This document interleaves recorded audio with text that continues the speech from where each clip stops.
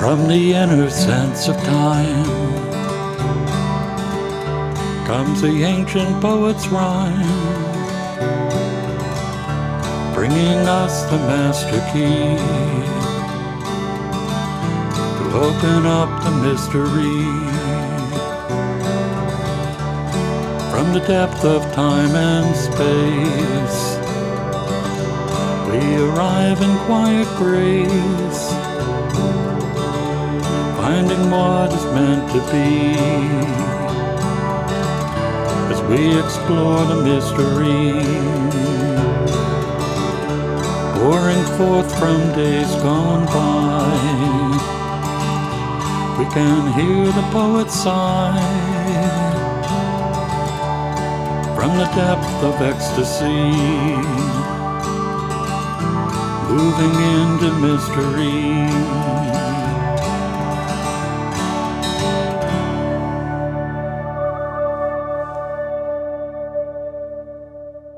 Hello, and welcome again to Creative Connections.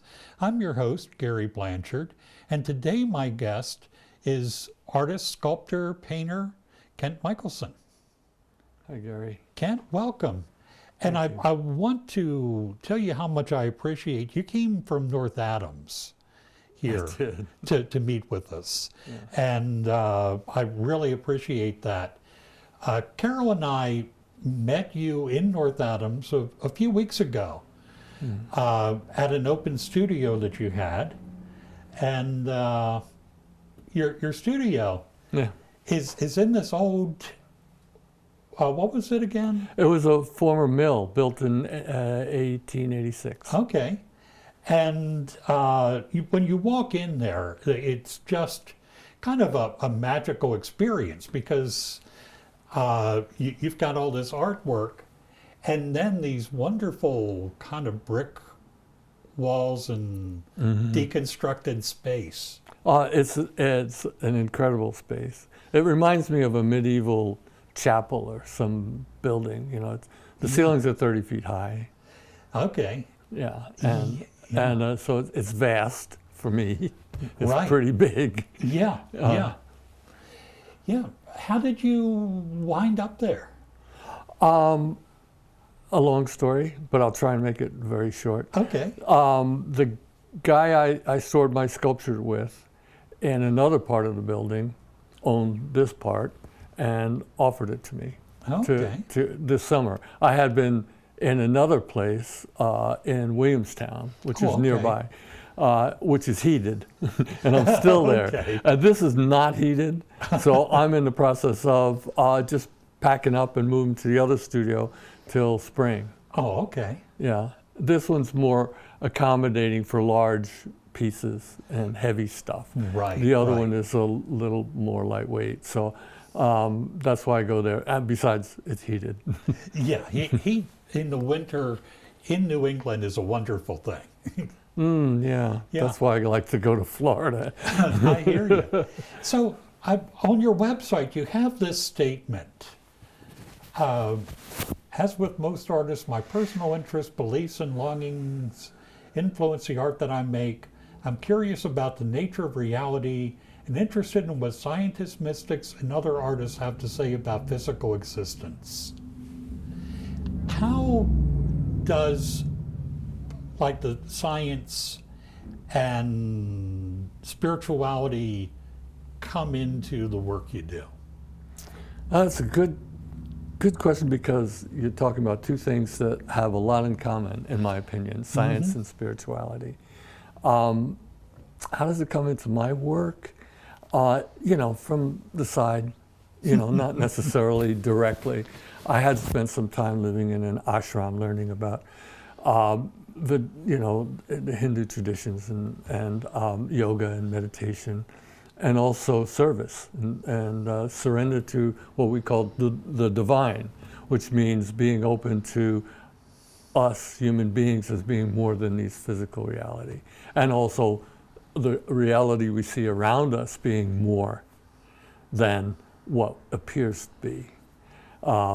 When I look at, what do you call it, physics for the everyday guy, Okay. Yeah, because some of it is way, Yeah. definitely way Yeah, beyond. theoretical and all that is. Yeah, and we see that physical reality is these atoms that are moving, and the spaces between them is really pretty great, and so you wonder what is the actual physical reality when you see it through the physicist's eyes, and so it makes me wonder, well, if that's who we are, this ethereal thing that seems to be physical, because our molecules are moving slower. And that's what it creates. That's what Einstein said. Okay. So, who are we? And that's my big question. Who am I? Who are you? What is this existence that we have? Yeah. And, wonderful questions, really, that I think we don't spend enough time really looking at No. In our society. And, as I look at this large sculpture in the foreground and then on the walls, everything flows. There's such a flow to your work. Yeah. I spend a lot of time, I love walking in the woods, especially when I'm by myself or with the dog.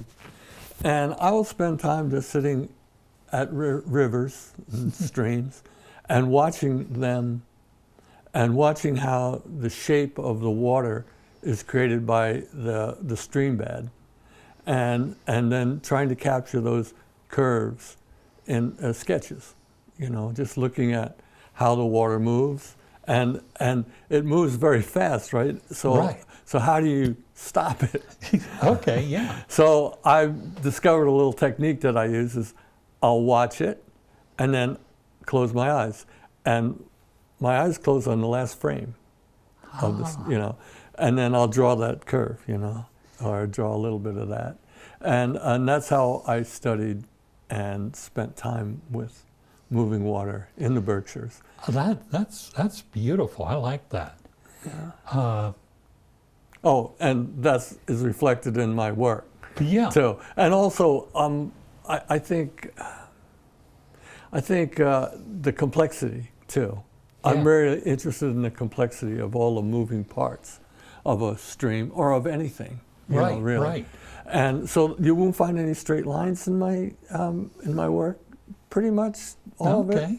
And because nature doesn't provide that for us anyhow. And the work I do is closely related to my love of nature and being outdoors. Okay. And it's funny because now that I think about it, even, a lot of trees that we think of as sort of straight lines have a bend to them. Not just a bend. If you look at some of them closely, you'll see there's a twist. Okay, yeah. So, and it turns, like oak trees, for example, old ones. You can see how they bend towards the sun, and that causes a twist in their trunks. Mm-hmm. So, and do you feel like your time in the ashram and your time sort of really getting into the spiritual aspects of life has helped you to maybe look at things differently from the average person? I don't want to compare myself to the average person. I'm just who I am. Yeah, yeah. Yeah, of course. I mean, I spent 10 years in a monastic community.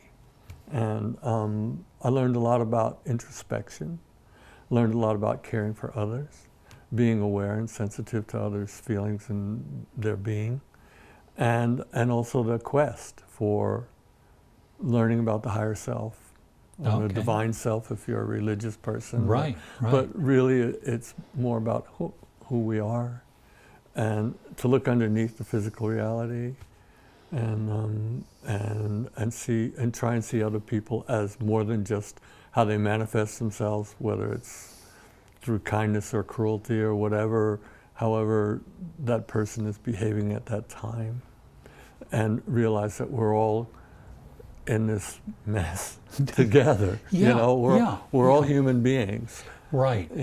And I think that idea that we're all one is something that we desperately need right now in our world, in our society. So, another thing, as we walked through, there were all these huge paintings. Yeah. I've been, a number of years ago, I had another studio in a mill building, and I got thrown out because they wanted to convert it into, ironically, artist studios. So I had all this big equipment, rigging and stuff, because I was working with large wood pieces. And I couldn't find a suitable studio. So I put everything in storage. And after I got through my period of disorientation and depression, really, about not having an outlet for my creative energy, I decided I was going to paint. I'm going to learn everything I can about painting until it's time for me to get back in my sculpture studio, wherever that might be. So I painted for 10 or 12 years, and I learned about all different mediums, except for oil. I didn't get into oil. I did acrylics and pastels and watercolors and graphite and yeah, I think that was pretty much it. Okay, and then I'd spend a year doing, learning about that medium and the direction I want to take it, Yeah. So I did a series called the River series. Okay. I did a series on Cosmos, which was a series of paintings based on my, after seeing the Hubble telescope and what that brought to us in the way of incredible visions of vastness. I mean, beyond incomprehensible vastness. And whoa, what was that? What was that to me? So I did a series of paintings that were inspired by that notion of vastness. Yeah, that's. I think Carol and I bought a poster of one of those from that. Yeah. From that series. Yes. And you are getting ready to release numbered prints from that. Is it from that series? Yes, 10 signed and numbered limited edition prints on G-clay. Okay. High resolution, archival quality on photographic paper by Visual Wind Studios, and a master printer there. Okay. She's going to handle it. Yeah. That's great. So how would people, first of all, see your work? And if they wanted to buy one of these prints, which I would highly recommend, where would they find information on that? Okay, I'm setting up a website for that. Okay. An e-commerce site. Okay. But in the meantime, you can go to my my art website, which is kentmikalsen.com. All right. And it's not spelled like Mikalsen, though. Yeah. So just for clarity, so you won't go, where the hell is this guy? Yeah. It's KentMikalsen.com. And I also have an Instagram account, and you can just go to Instagram.com/Kent Mikalsen. Yeah. And it should get you there. Okay, yeah. For the people watching, you can't understand what it was like to walk into this building and just see all this wonderful sculpture and all this beautiful artwork. Here's one of your pieces. Well, this is actually the core for one of my pieces. Oh, okay. This is carved in, a type of foam, a light version, and then it is coated with a concrete aggregate mix of concrete, clay, and air bubbles called aircrete. Okay. And this is in Florida, and I created it in the studio I have in Florida that I occupy in Florida. I don't own it. And so this piece was coated with this material and then sculpted once it was on there. So this is really just a core. Okay. Yeah. It's about 7 feet high. Wow. You know, and that's the other thing that you know, you can't sometimes tell. The size of your work is really impressive. You know, because yeah, seeing something like that this high Yeah. is nice, but when you see something that's, you know, as tall or taller than you, Yeah. and see all the detail in it, it's really wonderful. This is a piece that I really love. Yeah. Now this is wood, and it's about 10 feet tall, Okay. and it's in Williamstown. It was purchased by a guy who owns the golf course there. Oh, okay. Yeah. So it's outside. All right. And This is so called Ahimsa. Ahimsa, which is Sanskrit? Sanskrit for, I mean, briefly, nonviolence, but nonviolence has a broader meaning than just not beating somebody.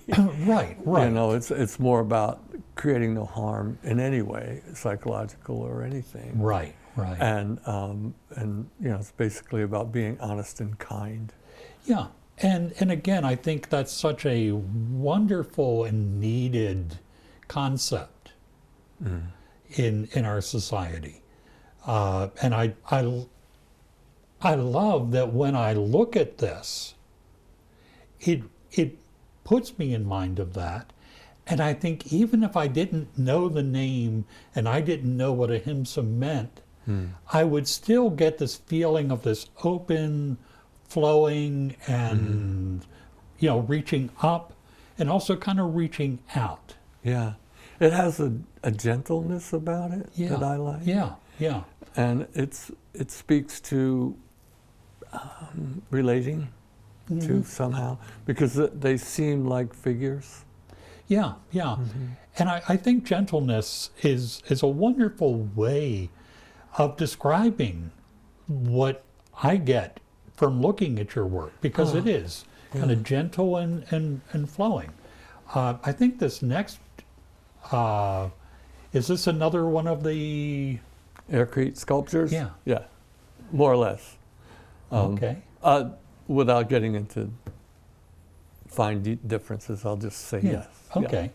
This one to me has a figurative kind of, it could be a pregnant female, it could be just a female, it could be a lot of things. Yeah.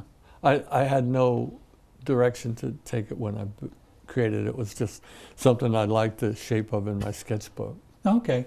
And did this get a finish as well? Yeah. Okay. Yeah, a different finish. All right. It's more of a polymer finish. Okay. Yeah.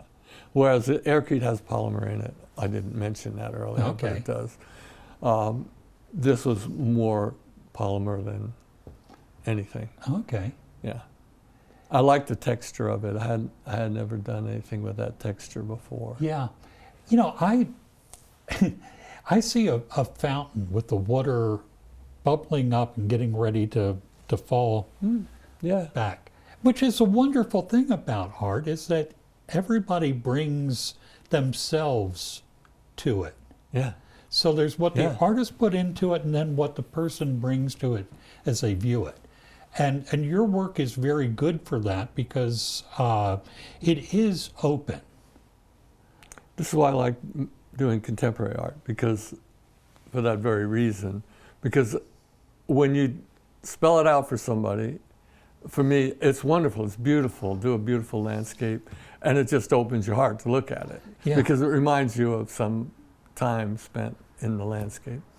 But when it's abstract, it requires a little more work on the part of the viewer. But the good part is it gives the viewer an opportunity to invest some of their own feelings and emotions and see something that maybe an emotion that you can't describe with words.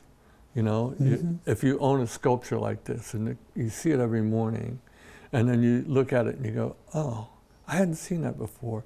Oh, that, you know, that it may remind me of something, or it may invite me to go a little deeper into my own intuition or my own vocabulary of emotional information. Right, right. Yeah. Yeah, then Oh, these are really, really amazing. What this is a series of things yeah, you this is did. the river series that I mentioned Okay. earlier. This is a relief sculpture, and I like of this series. I like this because of its complexity. It's and if you look at it, you can see, you know, how that I've seen water move in this way. I've seen water move in that way there, and there's so many little passages in there that could be a sculpture in their own right. So it's engaging because of its complexity. And I like like the droplets. Yeah, you never know where these things come from. But they just appear in my sketchbook. There you go. Yeah. And I think this is another from that series. Yeah. The colors are absolutely beautiful. Yeah, it kind of reminds me of a muscle car from the 1960s. Those kind of colors you'd see there. And it's a little extravagant as far as colors concerned. And if you look, you can't see it in this, but it has a metallic, like a metal flake to it in the paint. I like this one. Yeah, and I don't think I think people might pick up. There's all these variations in the color. It's not like a solid. Oh no, color. It's not. There's about 6 or 7 different colors in that. Yeah. I think I started with an orange actually. Okay. And if you, when you see the sculpture itself, you can see these a lot more clearly beneath the purple and red there. I think when we walked into the studio, this was one of the first things that we saw. Yeah, it's just opposite one the from door. the series. Yeah. And here's some of the tools that you use. Yeah. I'm not a total Luddite traditionalist. But I do use traditional woodworking tools some of the time, depending on what needs to get done. Okay. And I've worked in wood over the years. I don't have any, except for the Ahimsa, I don't have any other wood sculpture I did from that period, which was prior to when I had to close my studio. Oh, okay. So, but there's some really nice ones on my website that from that period, and not many of recent stuff on that website. But the recent stuff is on the Instagram site. Okay. I don't know how to say that more smoothly. Yeah. So I will use, like with this piece, I will use. I started with a 10+ foot plug of a eastern white pine, and she's about almost 10 feet tall, and I made copious sketches and I worked on it for like 3 years because I had to work outside, so I just worked in the nice weather. Yeah. And it's one of the few figurative works I've done. And I've had this in storage for a lot of years. And every time I think about it, I just get depressed because here's this beautiful thing and it's in some dank warehouse somewhere. And it almost takes on a personal relationship feeling. Yeah, yeah. We saw this at your studio in North Adams, and this is one of the things that I think impressed me the most. And as you say, it is more figurative. Yeah. But yet it still has, that abstract quality to it. Mm. Yeah, particularly as she sort of melds into these natural forms underneath. But then you have that echoed in the hair. In her hair too, yeah. And I mean, it just, and I've got to tell people out there that to see this in person is just one of the best experiences you can have in life. Oh, well, I have to admit, when I pulled her out and cleaned her up and put her in my studio where I could see her every day, it just has a feeling of in my heart, you know, because I really love this piece, you know, and it's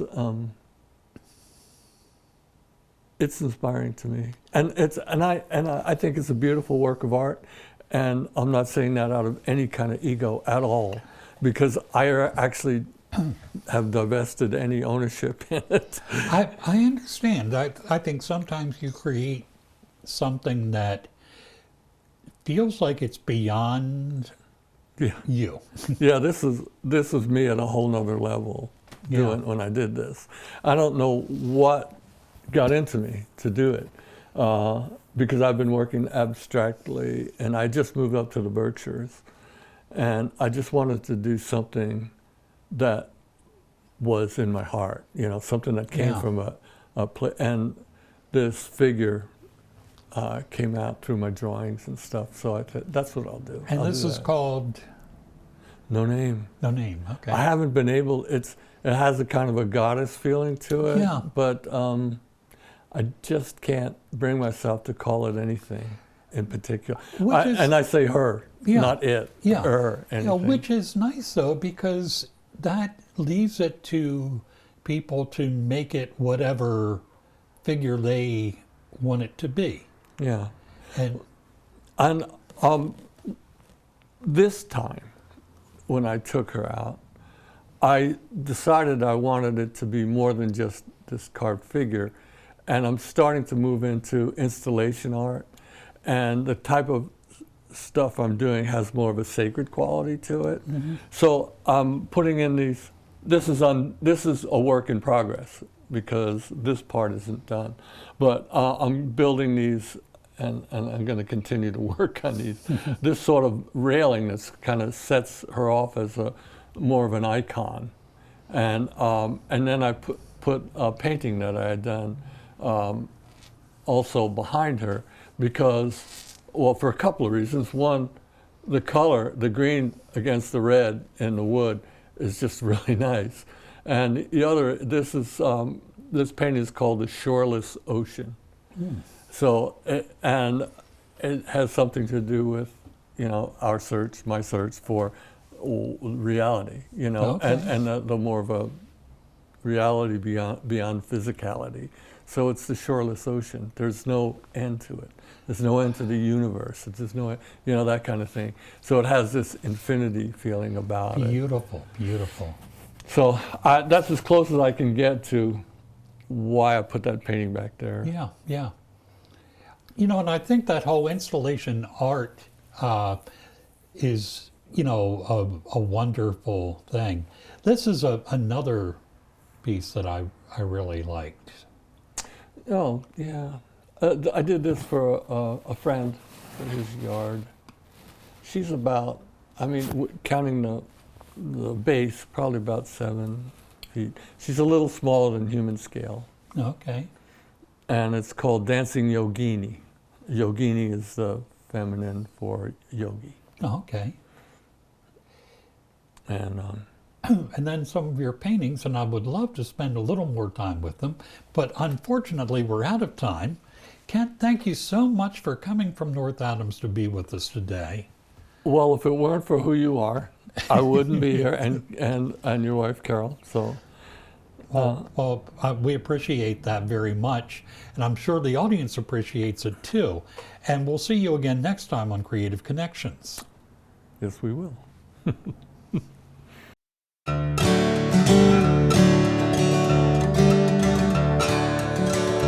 From the inner sense of time comes the ancient poet's rhyme, bringing us the master key to open up the mystery. From the depth of time and space, we arrive in quiet grace, finding what is meant to be, as we explore the mystery, pouring forth from days gone by. We can hear the poet sigh from the depth of ecstasy, moving into mystery.